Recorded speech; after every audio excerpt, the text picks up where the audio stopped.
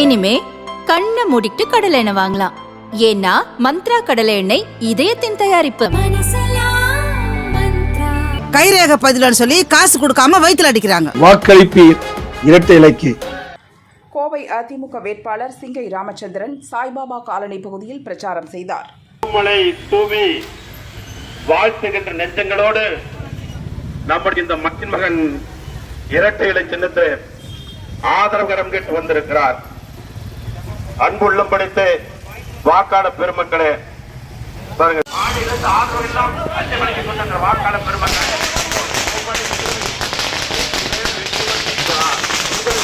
பாராளுமன்றத்தில் குரல் கொடுத்து இந்த மக்கள் மகன் ராமச்சந்திரன் ஒருவனாக வரும் 19ஆம் தேதி நடக்கவிருக்கும் நாடாளுமன்ற தேர்தலில் அனைத்து இந்திய அண்ணா திராவிட முன்னேற்ற கழக சார்பாக இரட்டை இலை சின்னத்திலே போட்டியிடுவதற்கு சிங்கை ராமச்சந்திரன் எனக்கு ஒரு 36 வயது இளைஞனுக்கு வாய்ப்பு கொடுத்திருக்காங்க. உங்களெல்லாம் நம்பிதான் வாய்ப்பு கொடுத்திருக்காங்க. திராவிட முன்னேற்ற கழகம் இவர்களின் பாதுகாவலன், அவர்களின் பாதுகாவலன் நிறைய சொல்லுவாங்க, ஆனா ஒண்ணும் பண்ண மாட்டாங்க. அனைத்து இந்திய அண்ணா திராவிட முன்னேற்ற கழகம் மக்களுக்கான இயக்கம், மக்களோட இயங்குகின்ற இயக்கம். ஏனென்றால் கொரோனா காலத்தில் கூட எல்லாரும் சிரமப்பட்டு சம்பளம் இல்ல, வீட்டுக்குள்ள இருக்கணும், ரோடெல்லாம் விரோச்சி கிடந்தது, எல்லாருக்குமே சிரமம்ங்கிறப்போ யாருமே கேட்காத பொழுது தொகுதியின் சட்டமன்ற உறுப்பினர்கள் அஇஅதிமுகவை சார்ந்தவர்கள் ஒரு மாத மளிகை பொருள் ஒரு அட்டைப்பட்டியில போட்டு எந்தவித கட்சி பேதமும் பார்க்காமல் ஒவ்வொரு வீட்டிற்கும் கொடுத்த இயக்கம் அனைத்து இந்திய அண்ணா திராவிட முன்னேற்ற கழக இயக்கம். அப்படிப்பட்ட ஒரு இயக்கத்தின் வேட்பாளராக தான் நான் வந்திருக்கிறேன்.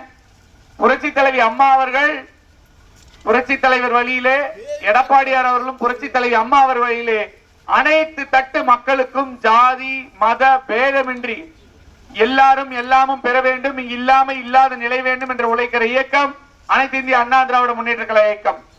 இப்போ நம்ம ரமலான் வாழ்த்துக்கள் இங்க இருக்கும் அனைத்து இஸ்லாமிய சகோதரர்களுக்கும் இன்றும் நாளையும் நீங்கள் அனைவரும் ரமலான் கொண்டாடுறீங்க. அனைவருக்கும் ஈத் முபாரக் மற்றும் ரமலான் வாழ்த்துக்களையும் எங்கள் சார்பாக தெரிவித்துக் கொள்கிறோம்.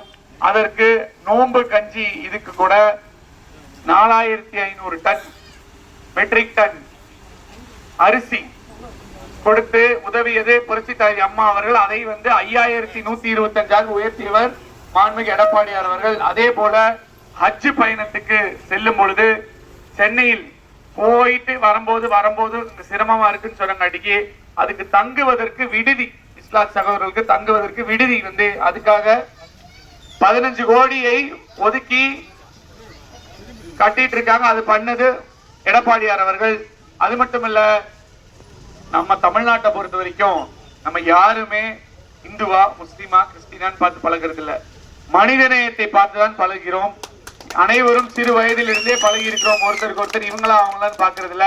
நம்ம ரம்ஜான் நீங்களா இன்னைக்கு பிரியாணி கொடுப்பீங்க, கிறிஸ்துமஸ் அப்ப அவங்க பிளம் கேக் கொடுத்தா, தீபாவளி அப்ப நாங்க ஸ்வீட் கொடுத்தா, தமிழர் திருநாளான பொங்கல் திருநாளை நாம் அனைவரும் ஒன்று சேர்ந்து கொண்டாடுவோம். அப்படிப்பட்ட ஒரு நாடு தமிழ்நாடு, அப்படிப்பட்ட ஒரு ஊர் கோயம்புத்தூர். ஏன்னா ஒரு மாசம் முன்னாடி கூட இதுல பார்த்தேன், பழனி கிட்ட ஒரு கோயில் பக்கத்துல இருக்கும் ஜமாத்துல இருந்து சீரெல்லாம் எடுத்துட்டு போய் கொடுத்தாங்க. அதை வாங்கி கோயில் எல்லாம் பூஜை பண்ணாங்க. அப்படிப்பட்ட ஒரு மத நல்லிணக்கமுடைய சகோதர சகோதரிகளாக வாழ்ந்து கொண்டிருக்கக்கூடிய ஒரு மண் தமிழக மண். அதுல சில பேர் சில பெருச்சாளிகள் உள்ள பூந்து சில சில்லு முள்ளு வேலைகள் பண்ணணும்னு முயற்சி பண்ணிட்டு இருக்கிறாங்க. அவர்களுக்கு சம்மட்டி அடி அவர்கள் வாங்குவது உறுதி உறுதி உறுதி. அது எந்த மாற்று கருத்தும் இல்லை. அதே போல் பல நல்ல திட்டங்களை கொடுத்த இயக்கம் அஇஅதிமுக. மடிக்கணினியா இருக்கட்டும், சைக்கிளா இருக்கட்டும், தாலிக்கு தங்கமா இருக்கட்டும், முதியோர் உதவித்தொகையா இருக்கட்டும், விதவை உதவித்தொகையா இருக்கட்டும், குடும்ப திருமண உதவித்தொகையா இருக்கட்டும், ஸ்கூட்டி கொடுத்ததா இருக்கட்டும், மிக்சி கிரைண்டர் பேன் கொடுத்ததா இருக்கட்டும், மகப்பேர் சமயத்துல அந்த கிட் ஏபிசி குழந்தை பிறந்ததுல இருந்து இது வரைக்கும் பெண்களுக்கு கொடுத்ததா இருக்கட்டும், சமூக வலைகாப்பு இருக்கட்டும், இந்த மாதிரி பட்டியலிட்டே போலாம். ஆனா திமுகனால முடியாது.